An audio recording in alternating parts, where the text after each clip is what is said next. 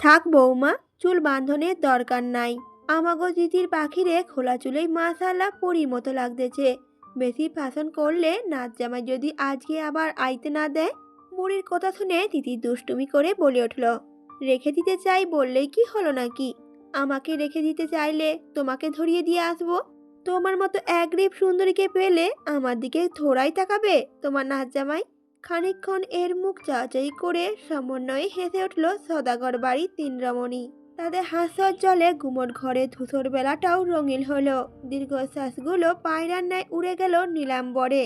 রোকসানা বেগম মনে মনে একটাই দোয়া করলেন, আর কোনো দুঃখ যেমন না আসে তাদের চৌকাটে।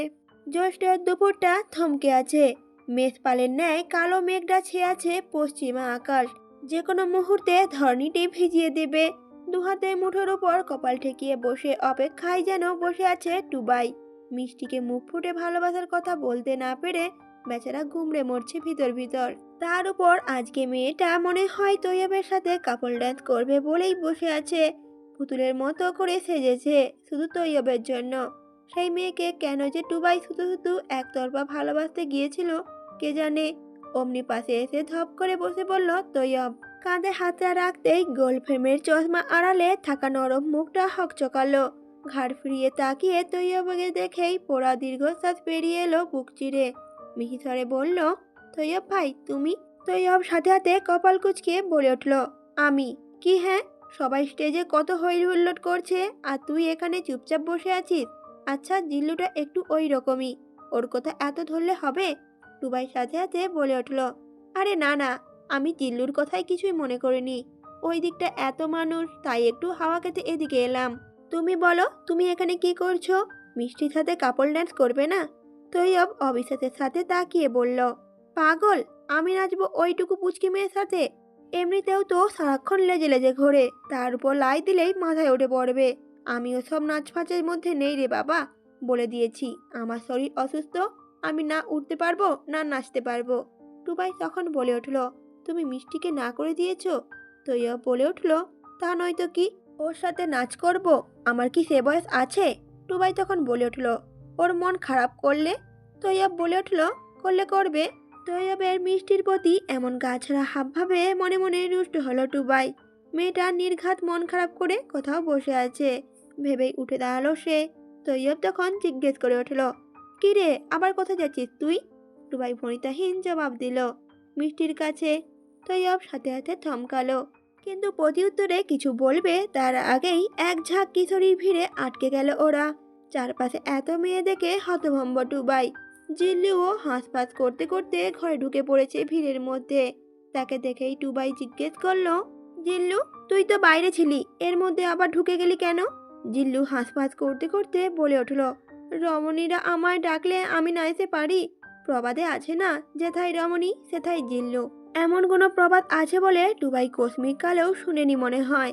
সে ফের শুধালো, এত ভিড় কিসের? কোনো স্পেশাল গেস্ট এসেছে নাকি? জিল্লু মেয়েদের মাঝে পড়ে পিছে যাওয়ার জোগাড়, তবুও কোনো মতে বলে উঠল, আমিও তো বুঝতে পারছি না। আর ঠিক সেই সময়ই মেন ফটকে এসে দাঁড়ালো তিতির, লাজুক মুখে, যেন তার আকাশি নীল শাড়িতে মুখিয়ে এনেছে স্নিগ্ধতা। জ্যোৎস্না আলোর ন্যায় সমস্ত জুড়ে পড়ছে তার সৌন্দর্য। মিষ্টির সব মন খারাপ ভুলে ছুটে এলো তিতিরের কাছে। আরাফের মা ফারজানা বেগমও পুত্রবধূর রূপে মুগ্ধ হলেন। আরাফও তখনও ব্যস্ত ছিল ফোনের কলে। আকস্মিক সবার হকচকিয়ে দরজার দিকে তাকাতেই থেমে গেল সেও। প্রকট চক্ষু জোড়ায় কানায় কানায় জুড়ে এলো বিস্ময়। লাজকবতী চোখে চোখ পড়তেই কিঞ্চিত ফাঁক হলো অধর যুগল। তবে হাত ফসকে মুঠো ফোনটা মেঝেতে পড়ে যাওয়ার আগেই নিজেকে সামনে নিল আরাপ। তাকে দেখে ঠোঁট টিপে হাসলো তিন জোড়া চোখ, তৈয়ব, টুবাই আর জিল্লু। তৈয়ব তো অজ্ঞাত পাশের জনের কাঁধের উপর হাত রেখে বলে উঠল, চিন্তায় আছি বুঝলেন। আমাদের বড়মশাইয়ের যা অবস্থা, তাতে ছেলে আজকেই না বাসা সেরে ফেলতে চায়।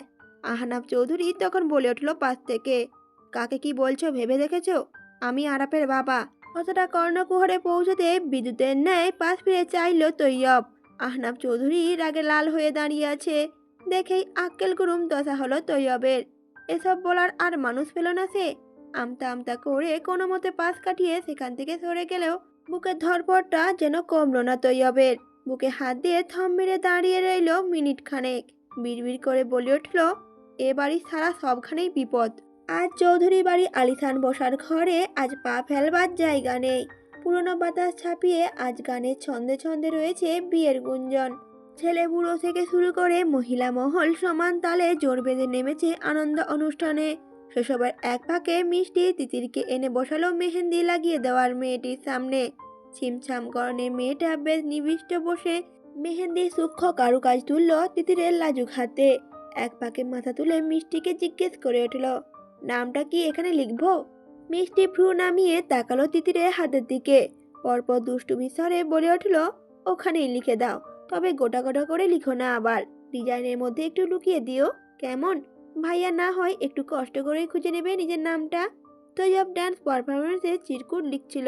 মিষ্টির কথা শুনেই থেমে গেল লেখালেখি।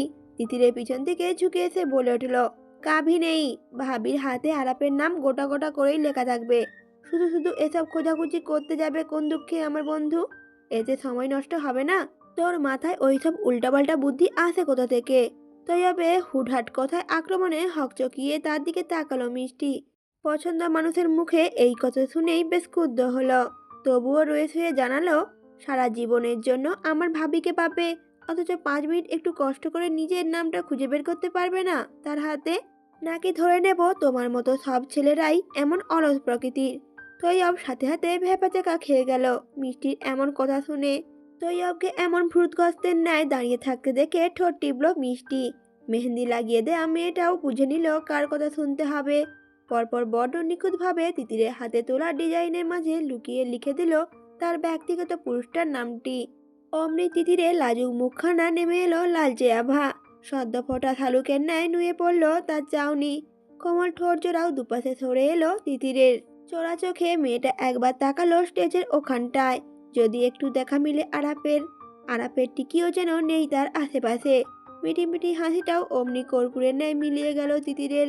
মনে মনে বুঝ দিল, সে না হয় মানল কাল বিয়ে, তাই বলে আজ একটু কাছাকাছি থাকার সময় পেল না আরাপ। এত ব্যস্ত তিনি, এত। তিতিরের ভাবনার মাঝেই হইচই করলো স্টেজের উপর। উঠে এলো জিল্লু, হাতে মাইক্রোফোন নিয়ে উচ্ছ্বসিত স্বরে আওড়ালো, অ্যাটেনশন অ্যাটেনশন, আপনাদের অপেক্ষার অবসান ঘটিয়ে শুরু হতে চলেছে আজকের অনুষ্ঠান। আমাদের কনেপক্ষ ভার্সেন বরপক্ষের কাপল ড্যান্স পারফরমেন্স। কে কার পার্টনার হবে সেই ডিসিশন নেবেন আমাদের দুই সুন্দরী, মিসেস মনোয়ারা সদাগর আর মিসেস ফরিদা পারভিন চৌধুরী। অমনি ভীষণ করতালিতে সবার কানে তালা লাগিয়ে দিল মিষ্টি কাজিনরা। তিতির অবাক চোখে দেখলো একই সাথে হাত ধরে স্টেজে উঠে এলো দুই বৃদ্ধা। দুজনের চোখে নকশা করা সানগ্লাস, ফোকলা দাঁতের আড়ালে তাদের একান ওকান দুজোড়া হাসি। জিল্লু বরপক্ষে চিরকুটের বাড়িটা এগিয়ে ধরলো তিতিরের দাদি মনোয়ারার সামনে, আর কোনে পক্ষের বাড়িটি ধরিয়ে দিল আরাপের দাদি ফরিদা পারভিনের সামনে। দুই বৃদ্ধই তাদের অভিজ্ঞ হাতে তুলে নিল দুটো কাগজ। পরপর একগাল হেসে এগিয়ে দিল জিল্লুর কাছে। দুর্বোধ্য হাসলো জিল্লু। কাগজ দুটো খোলার আগেই যেন সে জেনে বসে আছে প্রথম কাপল হয়েছে তৈয়ব আর মিষ্টি। তবু একবার করে তাকালো তাদের দিকে, কিন্তু হাতের কাগজ দুটো খোলার সাথে সাথে সেই হাসিটা উড়ে গেল কর্পূরের মতো। কেমন অবিশ্বাস্য কণ্ঠে জানালো প্রথম জুটি টুবাই আর মিষ্টি। সাথে সাথে আরেক দফা করতালি শুরু হলো। মিষ্টি বোধহয় জানতো এমনটাই হবে, কিছুতেই এক হওয়ার নয় ওর প্রিয় মানুষটার সাথে। তাই এবার আর মন ভাঙল না মিষ্টি, বরং যদি চিরকুটে টুবাইয়ের বদলে তৈয়বের নাম উঠতো তাহলে বেশি অবাক হতো মিষ্টি। আবারও অজানা নয় যে মানুষটা নির্দ্বিধায় অস্বীকার জানাতো তার সঙ্গে নাচতে। মিষ্টি বেশি দূর ভাবতে চাইল না আর। শাড়ি ঠিক করে উঠে দাঁড়াতেই পাশে এসে দাঁড়ালো টুবাই।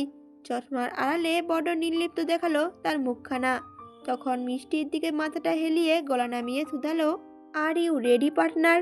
মিষ্টির সাথে সাথে হকচকালো। ভীষণ অবাক চোখে পাশে তাকাতেই একসাথে স্টেজে ওঠার জন্য হাত বাড়িয়ে দিল টুবাই। মিষ্টি তার হাতে হাত রেখে স্টেজে উঠতেই সম্পূর্ণ হল ঘরে আলো বন্ধ হলো। শুধুমাত্র স্টেজে লাইট আলোতে সবার মধ্যমণি হয়ে উঠল অনুষ্ঠানের প্রথম জুটি। জিল্লুর সাউন্ড সিস্টেম চালু করতেই বেজে উঠল একটি হিন্দি গান। সাথে দুজন নরনারী পায়ে পা মেলালো গানের তালে। কোনো প্র্যাকটিস, কোনো পূর্ব অনুশীলন ছাড়াই সবাইকে অবাক করলো ওরা ওদের পারফরমেন্স দিয়ে। চোখে চোখ রেখে টুবাই যখন নাচ থামালো তখনও মিষ্টি অবাক হয়ে তাকিয়ে আছে টুবাইয়ের দিকে। টুবাইয়ের শুকনো রোগা হাত জোড়া মিষ্টির কোমরে দুপাশে রাখা আলগোছে। যেন ছুঁয়ে রাখা অধিকারে সিদ্ধ হতে পারেনি সেই হাত জোড়া এখনো অবধি। গান থামতেই হলরুমে পুরো আলো জ্বলে উঠল। সাথে সাথে দুজন দুজনকে ছেড়ে দিয়ে দূরে দাঁড়ালো। অডিয়েন্সরা তখনও বিমোহিত ন্যায় তাকিয়ে আছে ওদের দিকে, শুধু বোধহয় একজন বাদে।